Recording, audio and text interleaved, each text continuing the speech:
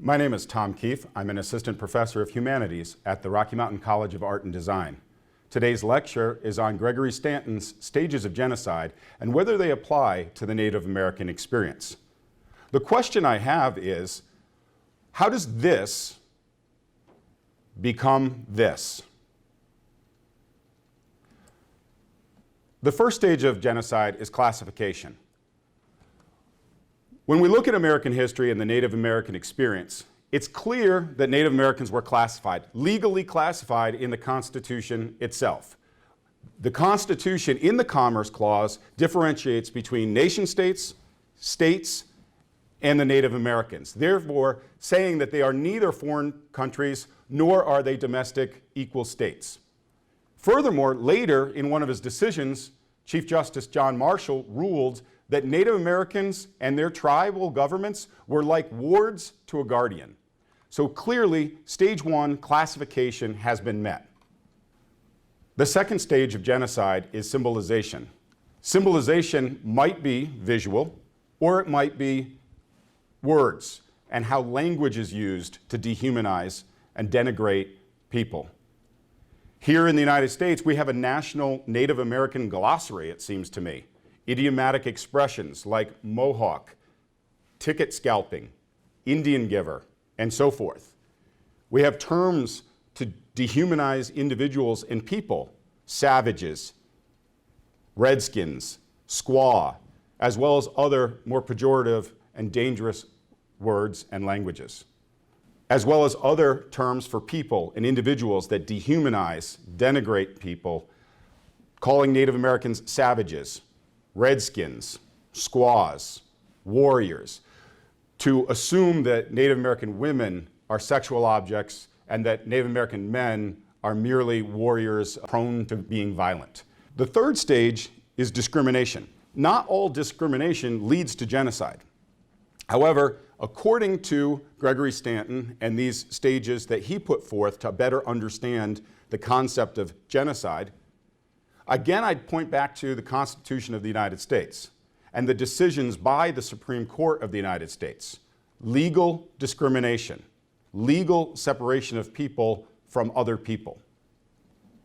The denial of rights that are afforded to other people, to other citizens. We are very proud in the United States of our First Amendment rights. However, the freedom of religion was not afforded to Native Americans. In fact, the opposite. The U.S. government legally discriminated against Native American religion, specifically banning the ghost dance.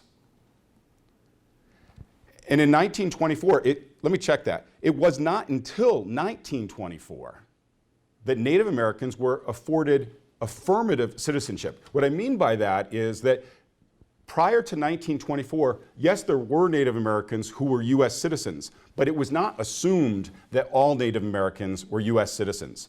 Again, not until 1924 and the passage of the Snyder Act did Native Americans receive affirmed citizenship, while even the 14th Amendment in the Civil War Amendments series afforded and affirmed citizenship to any natural-born person in the United States, and yet that excluded Native Americans. The fourth stage of genocide is dehumanization. How have Native Americans been dehumanized? This is perhaps the strongest argument to be made in the case that the Native American experience is and does meet the definition of genocide. The following pictures are offensive. I understand they're offensive. But this is the Native American experience.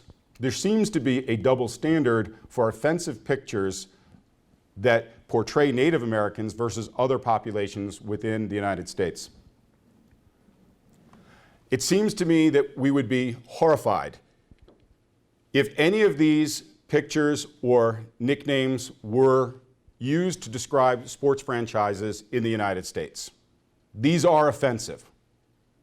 If these are offensive, why do we not hold the same standard for the offensive visual and linguistical portrayal of Native Americans?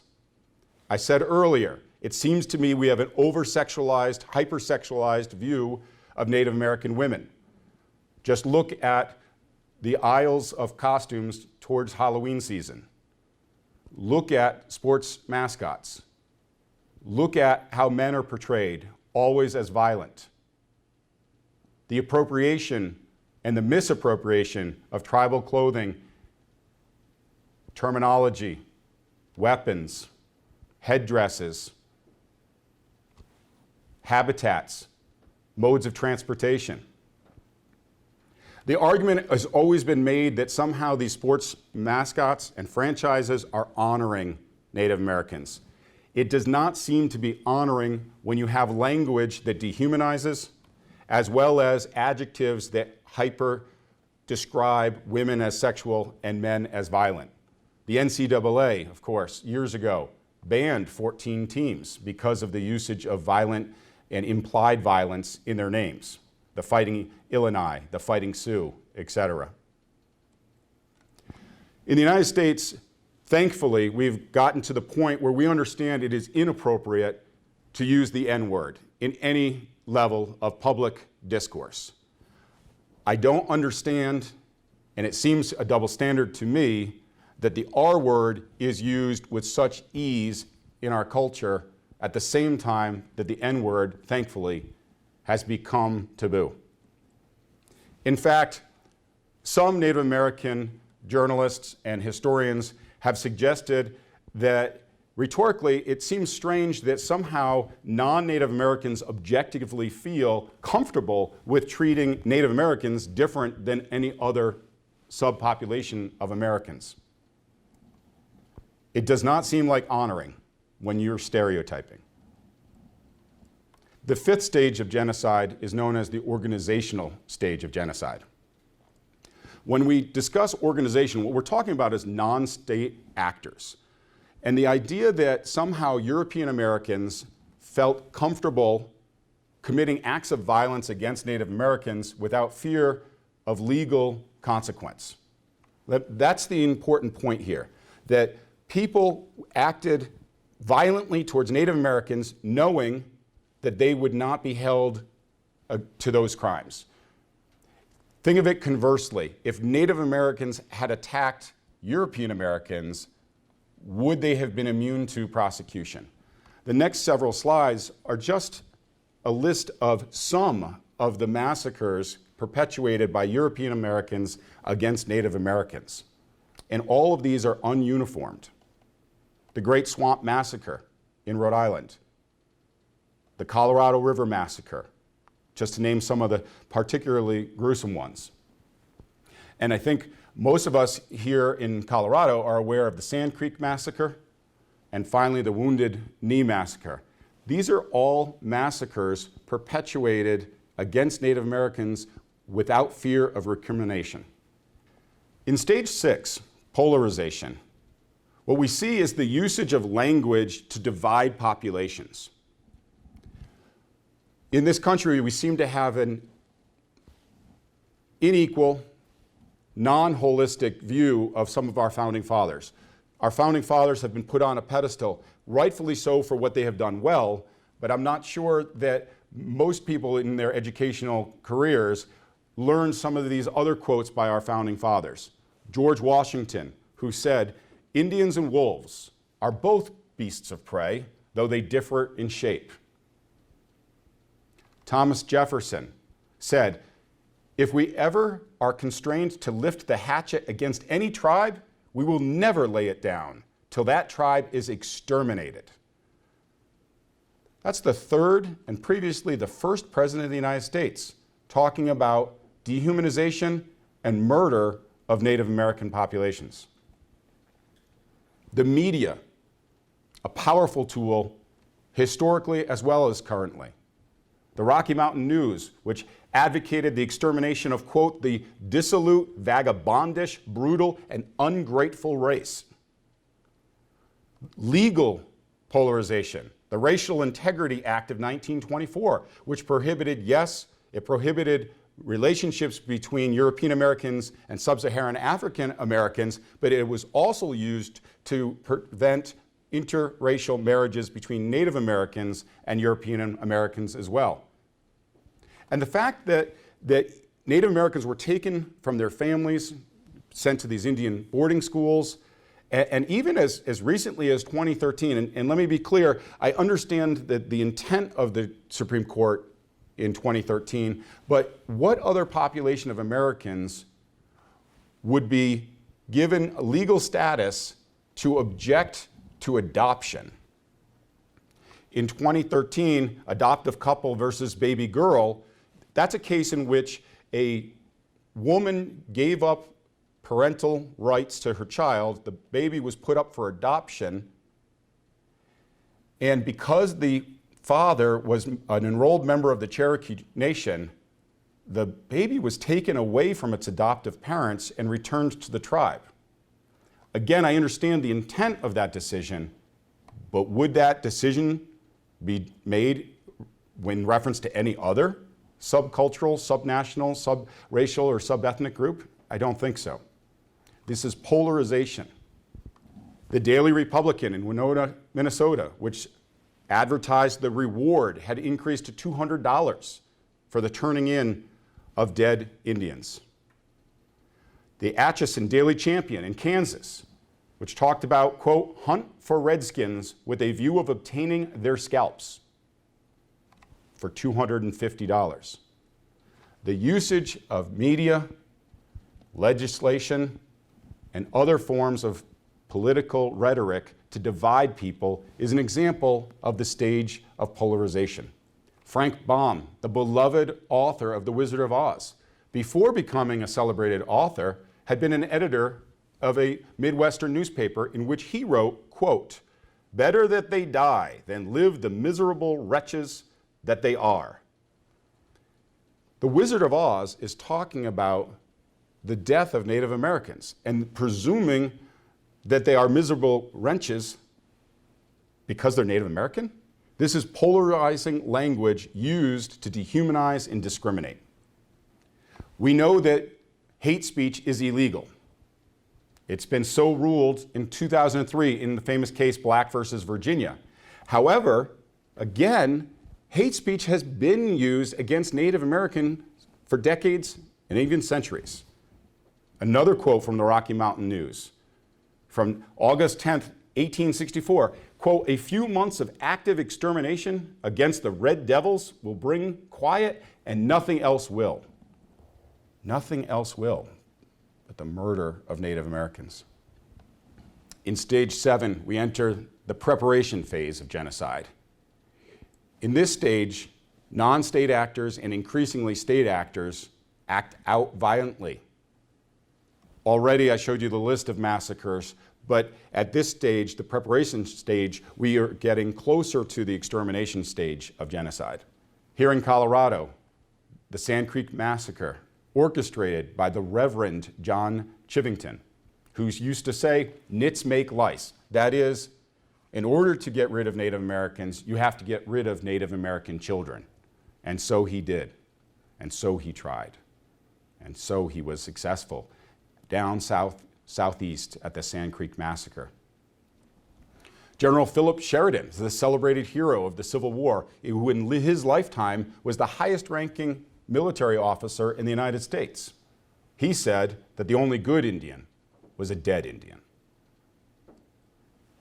General Nelson Miles, who in his lifetime was also the highest-ranking military officer in the United States. He wrote a book entitled The Indian Problem.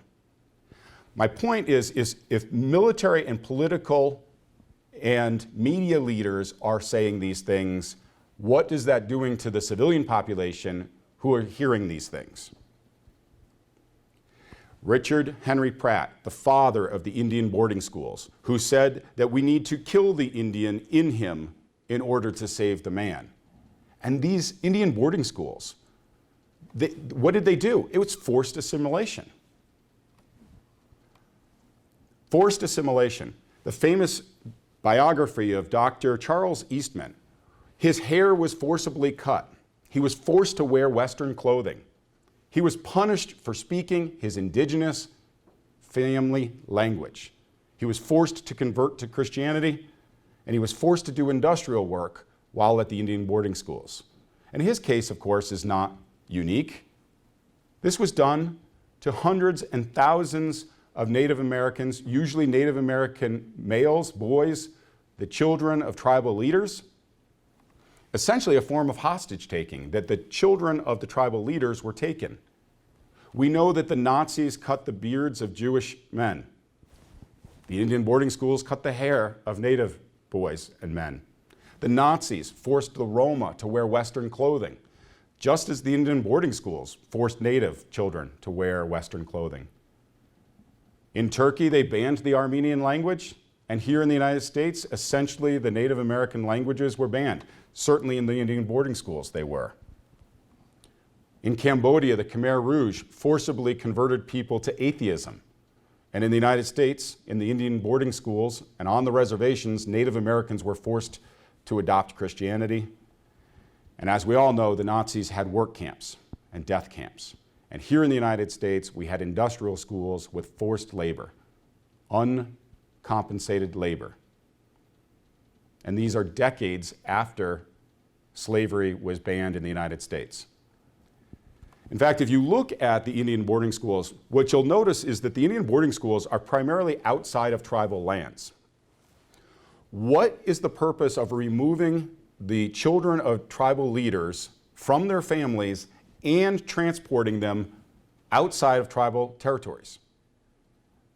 The United Nations legal definition of genocide talks about the forcible transfer of populations, and specifically the transfer of children from their native population centers.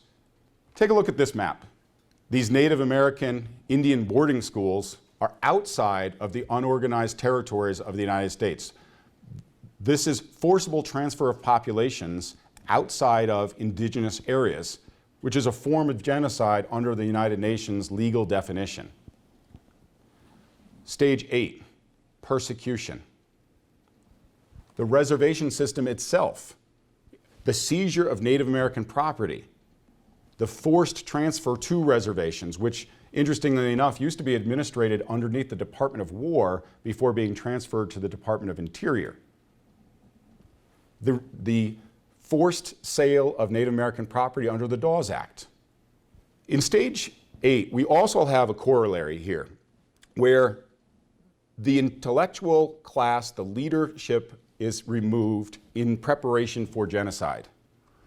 We discussed already the Indian boarding schools and how the inmates of these boarding schools were primarily the children of the leaders of the tribal communities.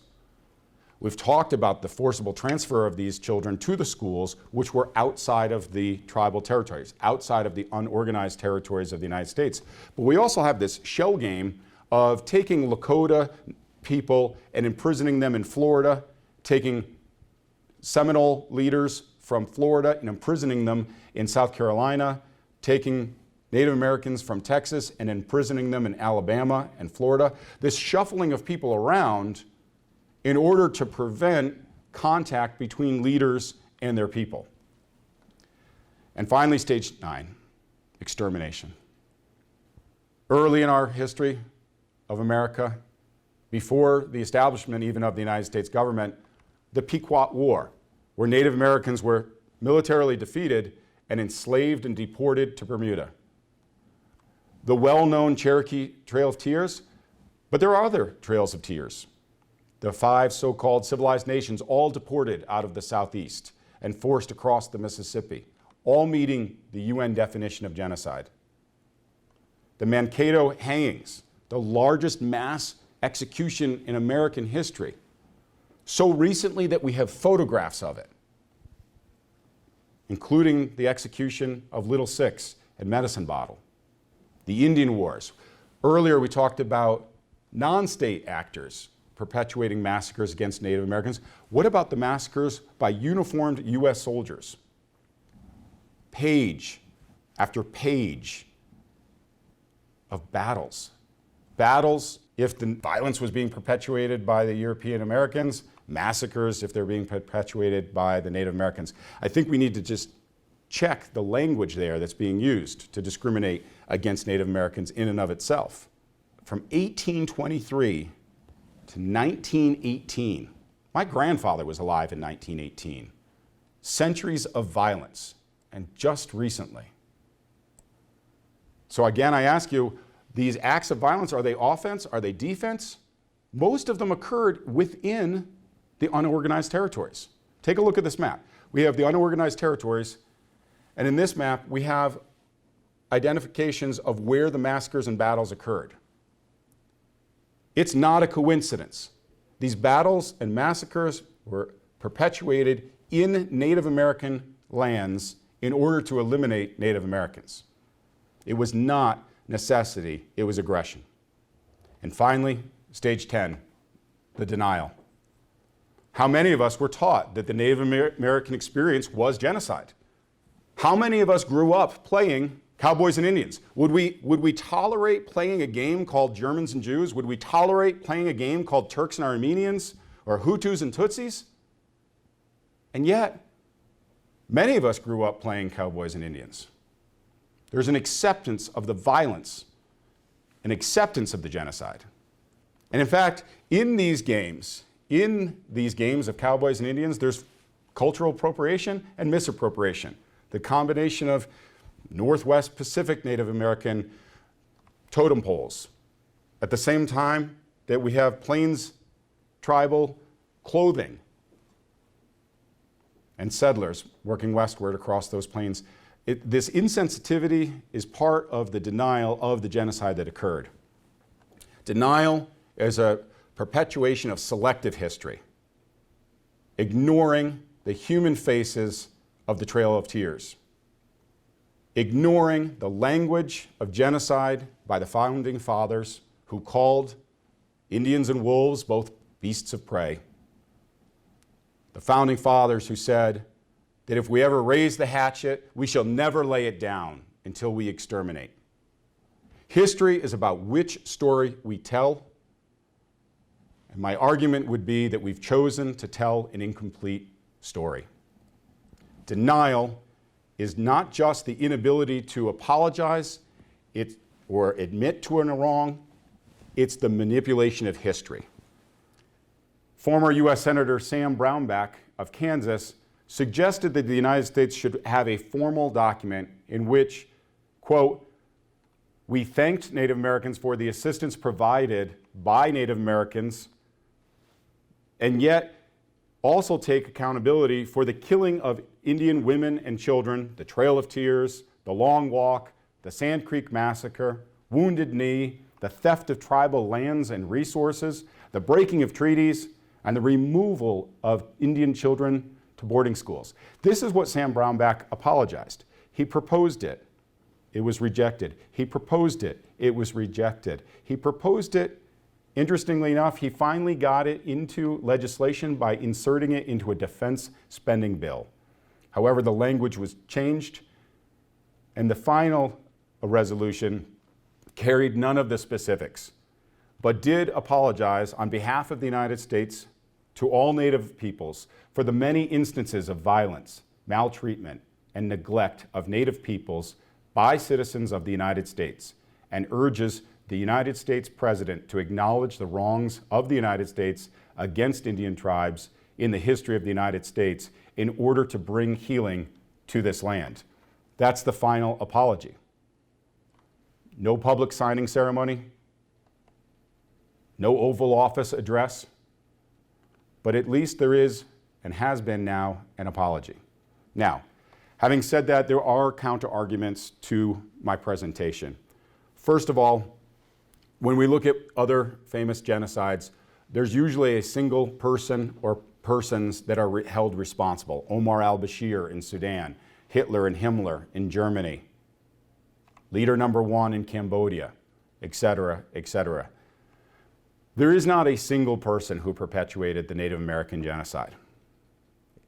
The Native American genocide was perpetuated by all of us, by presidents, by military leaders, by the media, and by average citizens. The other counter-argument is time itself. When we look at the German genocide, we know it starts with Kristallnacht and ends in 1945. We know that the Tutsi genocide occurred in 1994. We know that the Cambodian genocide happened in the 1970s. What is the time constraint to the Native American genocide. Does it begin with Columbus? Has it ended? Is it still going on? When we look at the high rates of suicide, diabetes, depression, unemployment, education, access to health services, and so forth, still existing today on Native American lands. However, it seems to me that there still is a pattern of genocide regardless of those counter-arguments. There is a pattern of terra nullius, the idea of that the Native Americans were not human and did not own the land, and therefore the European settlers were right to take it without compensation. The pattern of genocide of the forcible transfer of populations, the pattern of genocide of banning indigenous religions, the pattern of genocide of assigning children and transferring them to Indian boarding schools, the usage of language like massacres rather than battles to describe the conflict between Europeans and Native Americans, and even the identification and usage of disease as a tool of war against Native Americans. Sir Jeffrey Amherst, who famously said that we should collect blankets of smallpox and disseminate them to Native Americans. By today's standards, that's biological warfare. That's the history of the Native American experience and genocide. No, the Native American genocide might not be linear like other genocides. It might be cyclical or conical, but it was inevitable. Thank you.